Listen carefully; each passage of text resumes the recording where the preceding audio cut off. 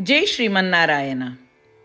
उत्तर अमेरिकायाम् अर्कन्सा नगरे बेण्टन्विल् क्षेत्रे स्थित श्रीरामानुजदास श्रीमन् वेणुगोपालमहोदयः भगवद्गीतायाः भाष्यं दत्तवान्। इदानीं तस्य भाष्यं संस्कृतभाषायां शृण्वन्तु।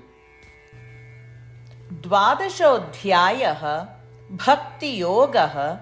19 श्लोकः। तुल्यनिन्दास्तुतिः मौनी सन्तुष्टो येन केनचित् अनिकेतः स्थिरमतिः भक्तिमान् मे प्रियो नरः। ओम। गीताचार्यः श्रीकृष्ण परमात्मा अर्जुन समेतम् अस्मान् सर्वान् भक्तियोगं शिक्षयति। परमात्मा वदति, अर्जुन, यः भक्तः निन्दा स्तुतिः द्वयमपि तुल्यं पश्यति सः भक्तः मम प्रियः भवति। यः भक्तः निरन्तरम् आत्मध्यानं करोति सः भक्तः मम प्रियः भवति। यः मौनी भक्तः नियमानुसारं वाचं प्रयोजयति सः भक्तः मम प्रियः। यः भक्तः येन केनचित् अर्थात् यत् लब्धं तेन सन्तुष्टः भवति सः मम प्रियः भवति। यस्य भक्तस्य गृहाणि भूमिः इत्यादि लौकिकसम्पत्तिषु रुचिः न भवति सः भक्तः मम प्रियः भवति। यस्य भक्तस्य मयि दृढविश्वासः भवति सः भक्तः मम अतीव प्रियः भवति। अर्जुन, एवं श्रीकृष्ण परमात्मा अत्र स्पष्टतया वर्णयति यत् भक्ताः कर्मफलम् अनिच्छन्तः उपर्युक्तगुणान् वर्धयन्तः स्वकर्माणि कुर्वन्ति ते भक्ताः परमात्मनः प्रियाः भवन्ति इति। वयं सर्वेपि श्रीकृष्णपरमात्मनः उपदेशान् ध्यायन्तः कर्मफलम् अनिच्छन्तः उपर्युक्तगुणान् वर्धयन्तः श्रीकृष्णपरमात्मनः प्रियाः भवामः। अस्माकं जीवनं सार्थकं कर्तुं श्रीमन्नारायणे शरणागतिं कुर्वन्तः वयं सर्वे श्रीकृष्णपरमात्मनः वचनानि अनुसरामः। तुल्यनिन्दास्तुतिर्मौनी सन्तुष्टो येन केनचित् अनिकेतः स्थिरमतिः भक्तिमान् मे प्रियो नरः। श्रीमद्भगवद्गीतायाः सारांशः, अष्टप्रतिज्ञाः च। श्रीकृष्णपरमात्मना भगवद्गीतायाः 18 अध्याये 65 श्लोकात् 70 श्लोकेषु 8 विषयाः गीतायाः सारांशरूपेण उक्ताः सन्ति। श्रीकृष्णः वदति, एतेषाम् 8 विषयाणाम् अनुसारिणः एव मम प्रियाः, अहं तान् सर्वथा रक्षिष्यामि इति। श्रीकृष्णपरमात्मनः सम्पूर्णां भगवद्गीतां श्रुत्वा अर्जुनः वदति यत् करिष्ये वचनं तव इत्युक्ते, हे कृष्ण, भवान् यथा वदति तथैव करिष्यामि।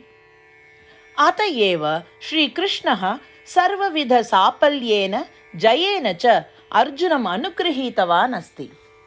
वयमपि एतान् 8 विषयान् अनुसरेम इति प्रतिज्ञां कुर्मः। अस्य वचनस्य अपेक्षया अन्य पूजा, तपः, यज्ञः किमपि नास्ति एव। एताः 8 प्रतिज्ञाः स्वमनसि हृदये च धारयन्तु। एतया प्रतिज्ञया श्रीकृष्णस्य प्रीतं मुखं वयं पश्येम। इदानीम् अस्माकम् अष्टप्रतिज्ञाः। भो श्रीमन्नारायण, यथा सूचितं भवता अहं सदा भवन्तं ध्यायामि। भो श्रीमन्नारायण, यथा उपदिष्टं भवता अहं सदा भक्तो भवामि। भो श्रीमन्नारायण, भवान् यावत् तृप्तिः भवेत् तावत् भवन्तं सेविष्ये। भो श्रीमन्नारायण, मम महती विश्वासः यत् अहं भवतः भक्तोऽस्मि। बद्धाञ्जलि भूत्वा भवन्तं सदा वन्दे। भो श्रीमन्नारायण, अहं भवतः वचनानि स्मरामि। मामेकं शरणं व्रज। भो श्रीमन्नारायण, भवतः चरणे एव आगतोऽस्मि। भो श्रीमन्नारायण, पुनः स्मरामि भवतः वचनं, मा शुच। अहं कदापि न दुःखो भवामि।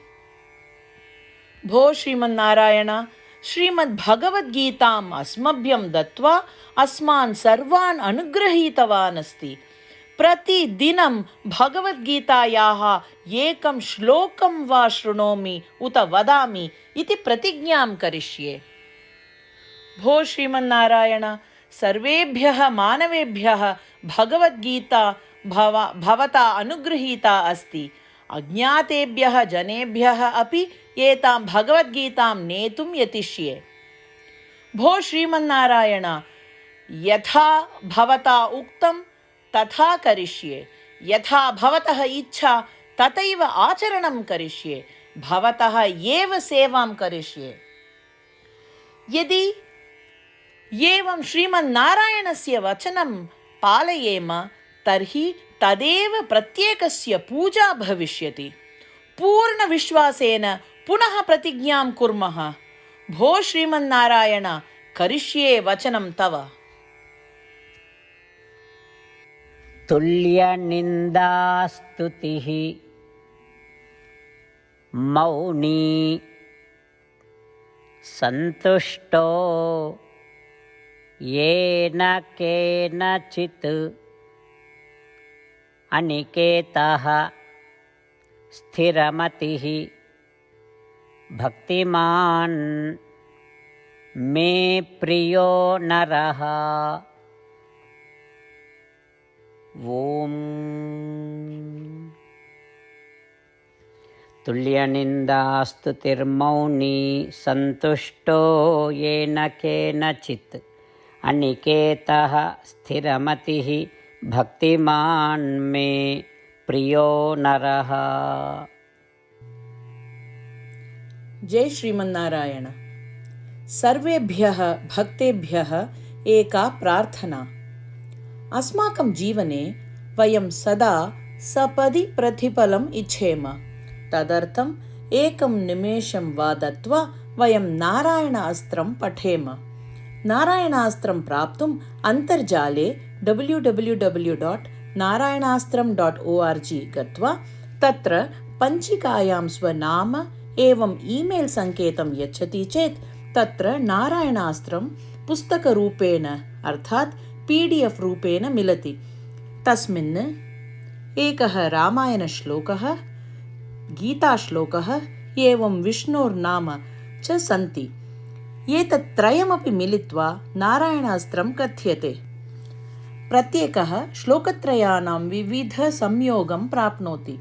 यदा प्रत्येकः नारायणास्त्रश्लोकं 24,000 सह पठति अथवा शृणोति तदा सम्पूर्णं रामायणपारायणस्य एकमण्डलं, श्रीमद्भगवद्गीतापारायणस्य 33 मण्डलं, श्रीविष्णुसहस्रनामस्तोत्रस्य 24 मण्डलं च समापनं भवेत्। प्रतिदिनं यदि एवं क्रियते तर्हि अद्भुत एवं विशेषपरिणामः भवति।